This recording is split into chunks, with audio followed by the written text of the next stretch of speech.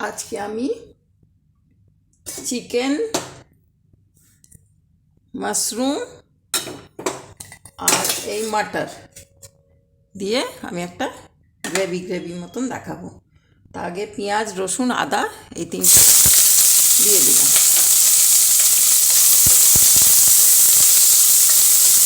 দুকোনা তেলের মধ্যে সাদা তেল দিয়েছি। মাটারগুলো দিয়ে দিলাম।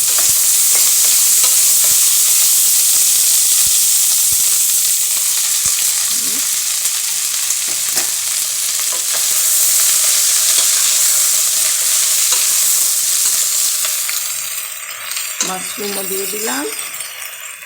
তারপরে এই চিকেনগুলো সেদ্ধ করা আছে, এই চিকেনগুলোকেও, বোনলেস চিকেন কিউব কিউব করে কেটে নিয়েছি, নিয়ে এইগুলোকে দিয়ে সব ভাজা করব। পুরো ভাজাই হবে। তার মধ্যে টমেটো আর পেঁয়াজের সঙ্গে রসুন, আদা কুচো দিয়ে দিয়েছি। এই আপনি জল বেরিয়ে আপনি শুকিয়ে গিয়ে ভাজা হয়ে যাবে, খুব ভালো খেতে হবে। আর পরে এর মধ্যে একটু অরিগানো দিয়ে দেবো।